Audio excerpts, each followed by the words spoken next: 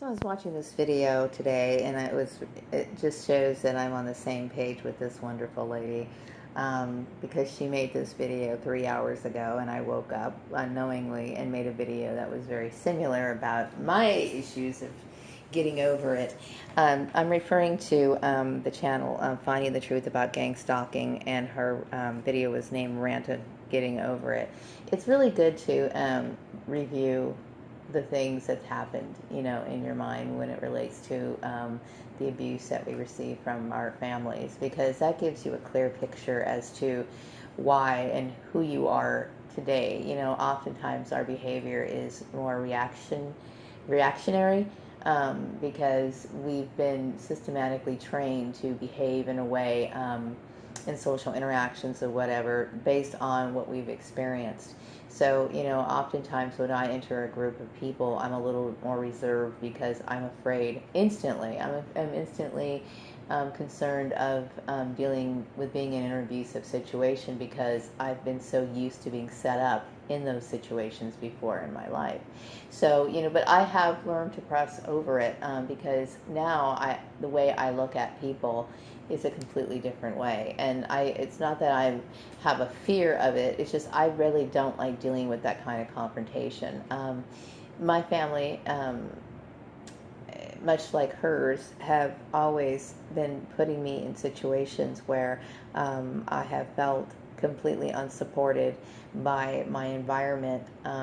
And this is something that I too have become used to. Like, for example, I spend a lot of time by myself. Now, if I wasn't raised in that family, I would probably have more support from people, because my family has always been quick to isolate me, put me in situations where I'm isolated.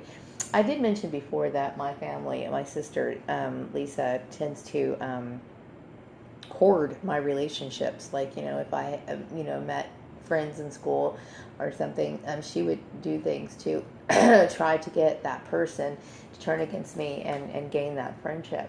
And there's a certain amount of greed that goes on there.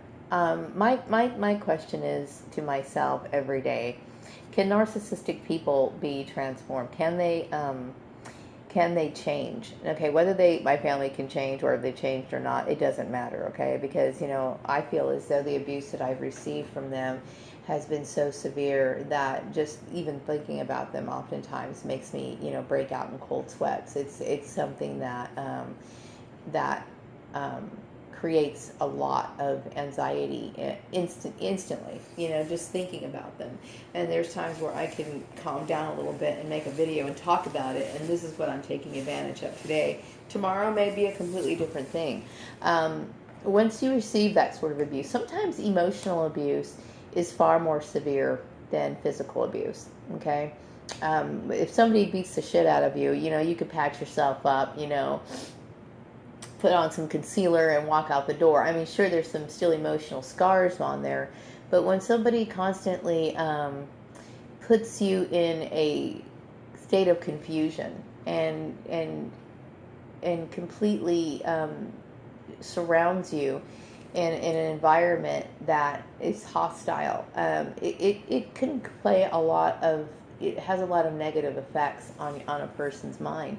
And when this is lifelong, you start to distance yourself from other people, and it's designed that way because their family doesn't want you to have a support system. They don't want you to be happy. They don't, and it's a very sick form, psychological.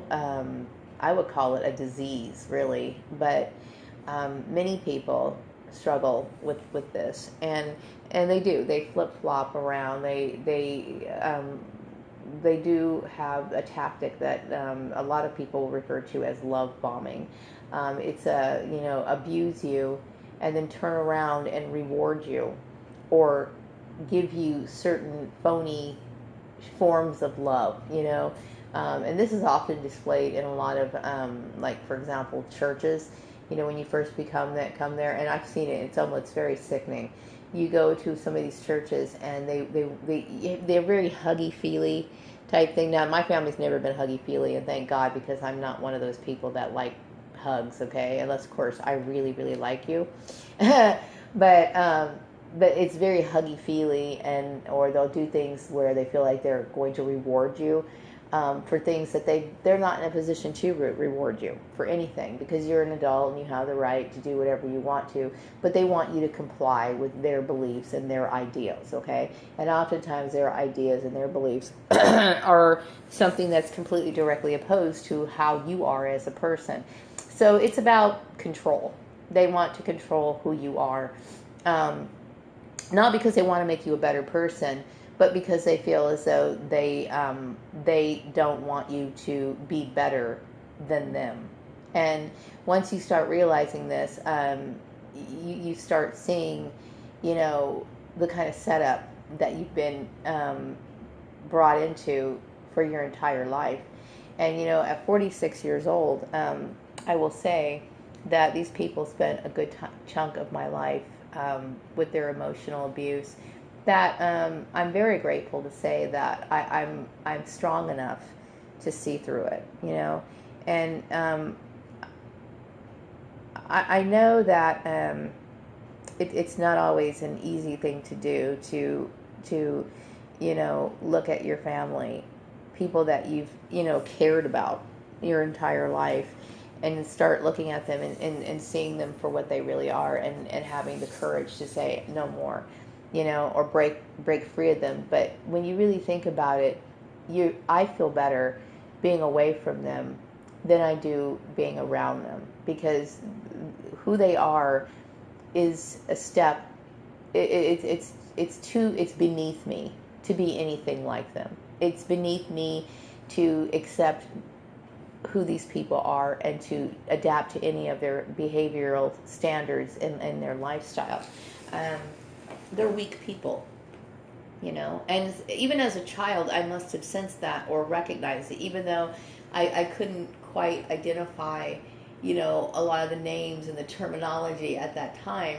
I knew something was wrong. When I was a little kid, we had this I was in second grade, and we had this lesson on warm fuzzies and cold pricklies, and I immediately related the information to the family that I was in and my mother's behavior, because I thought that I recognized that my mother oftentimes had inappropriate behavior and responses to things that I would do. Things that, like for example, if you spilled something on the floor, most people would just, dab it up with a paper towel, but not my mother. It was always some sort of cut down and shame, and then she would bring up this, that, and the other thing, and how you just can't do anything right, and blah, blah, blah, blah, blah, blah, blah.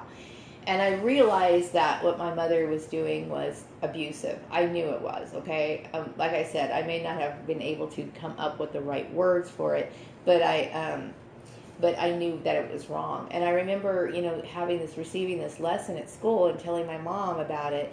And her attitude was, I don't care what they say. I don't care. And they don't care. They don't care.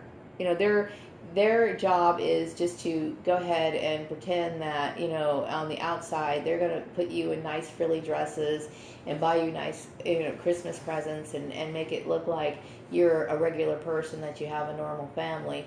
But on the inside, but the truth is that they really don't care. They don't care what they're doing to you emotionally. They could care less, and it becomes quite apparent as the older that you get.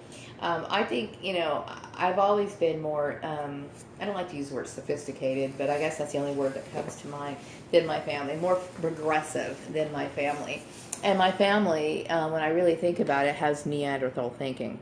They do. They don't ever want to evolve beyond the state of what they are.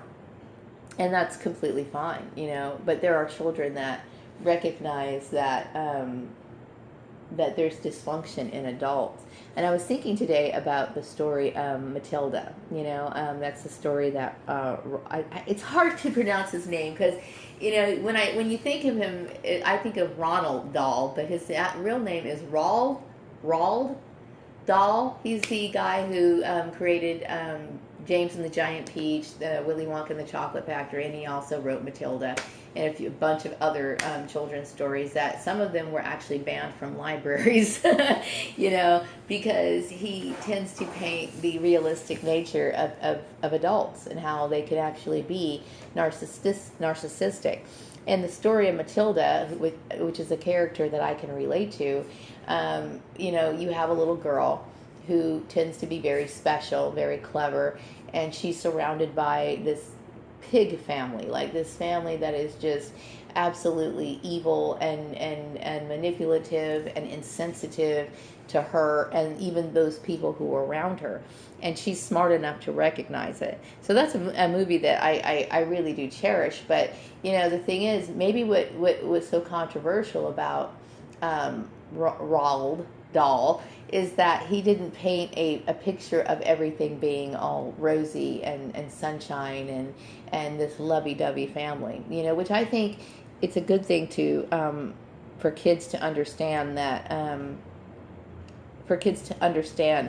adults are not always right. They should be taught to respect authority, but they should also be able to understand that there are such things as narcissistic families. There are times when mommy and daddy can be completely wrong. Now, I'm going to say that I thought my father was a good man. I really do. I think he was just a busy man, and he took on more responsibilities than he should have, because, you know, he worked for the entire family, but he seemed to have compassion, okay? But I do think that he kind of resented the family as well.